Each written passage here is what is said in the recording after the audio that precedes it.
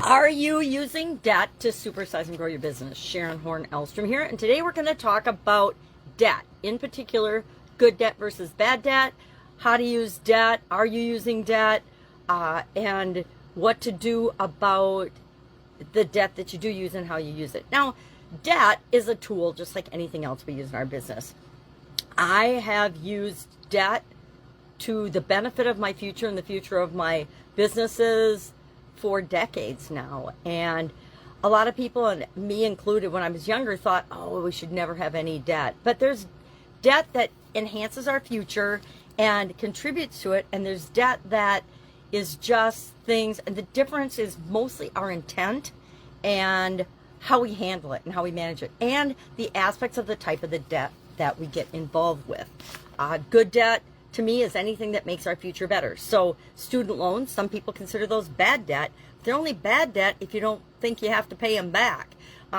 They're good debt if they allow you to increase your earning potential. And I think just about any kid that gets a college degree will make more if they get a degree in something of value to the world than the amount of credit card debt that they spend. You know, people say, well, what about doctors? What about lawyers? Well, doctors, depending on what they specialize in, will maybe come out of school with 6 figures of credit card debt, but they'll also start at, an eye doctor friend of mine just graduated from college and had, I think, I don't know, a couple $100,000 in credit card debt, but she's starting out at $325,000 a year. That's her starting salary. So if she's smart, and we chatted about this, she will emphasize paying off a lot of that debt. Although it's not super high interest, she wants to get that out from under her belt so that she can be investing more in things that will build her future, not just paying off debt.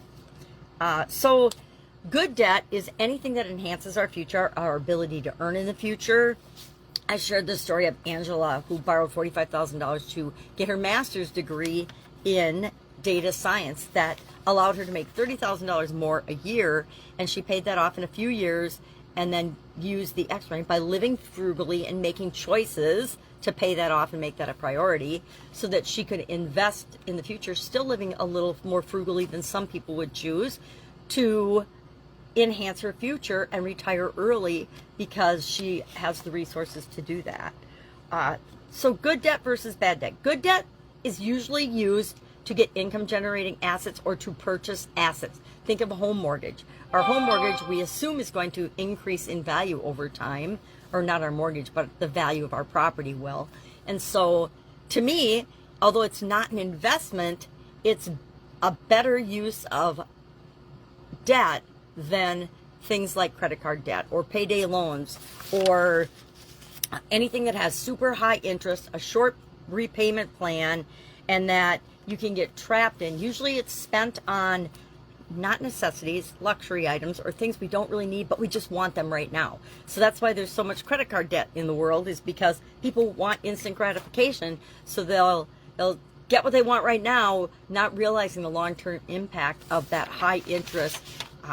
I don't joke about it, but I talk about it a lot. A lot of times you're paying interest long after the thing that you had to have has worn out.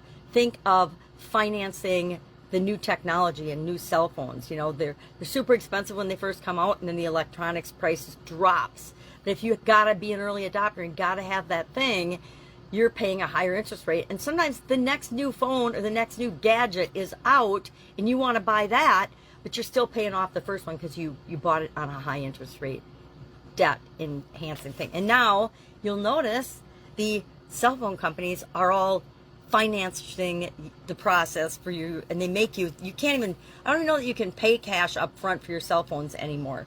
I used to always, in my businesses, we'd buy the phones up front, but now everything is you have to pay for it monthly. And I remember getting really miffed at I think it was T-Mobile, which is one of the reasons I quit them.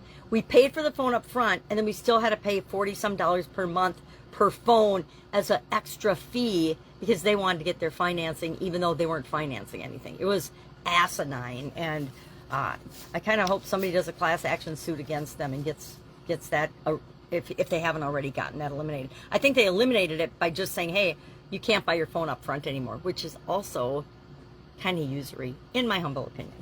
So let's give another example of good debt.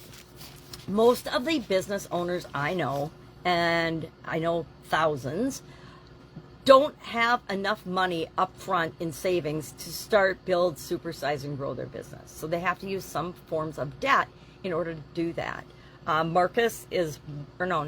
Peter. Peter is one of those. Marcus got himself in some bad credit card debt. A story for another day.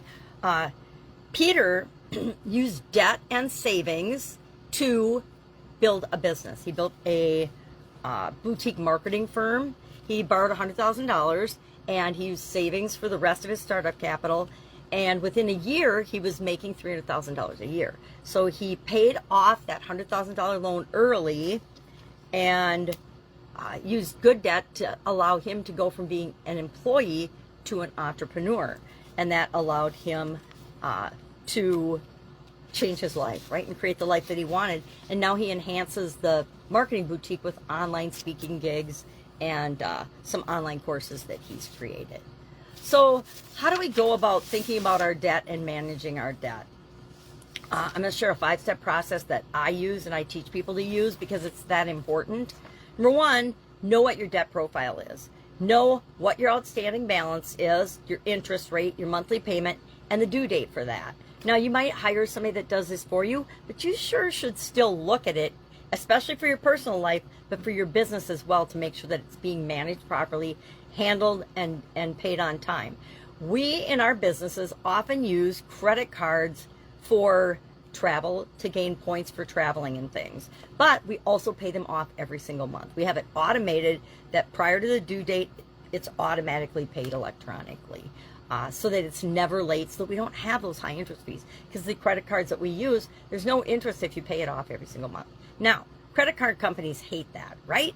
They do. They hate that, but there's a small percentage of people that do that, and I'm always going to be that person because I want to buy the thing I buy, but I don't want to buy the thing I buy for way more than I think it's worth, right? When I buy it, it's worth what I think I'm paying for it. And that's why I say yes to that. But I don't want to be paying interest on that, which is making it more expensive every single month that it's not paid off. So I'm going to make sure that those always get paid off. I highly recommend you do the same. Number two, step two, prioritize high interest debt first. It's why we pay the credit cards off every single month. We use them for the benefits and for cash flow, but we make sure that they get paid off on time every single month. You can use a couple different methods if you do have debt that you think is a little bit higher than you want to be. You can use the debt avalanche method, or you can use the debt snowball method. If you need more information about that, you can Google it or you can ask.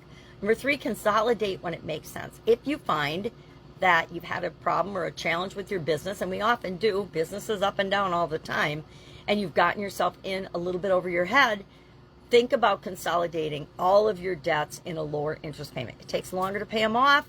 You're still paying a lot of money in interest, but you're paying less than you would if you just kept trying to pay them off a little bit at a time. Frankly, credit cards are structured nowadays, payday loans and everything else. Payday loans to me I've never had one, but I know people that have. They are like, I call them usury. The interest rates are so high, and the ability to pay them back is so hard for the vast majority of people that resort to getting them. It's mind-boggling. Kind of surprised it's even an actual allowed business, but I guess banks do the same thing in a certain way. So do credit card companies. Okay. 4, build a safety net.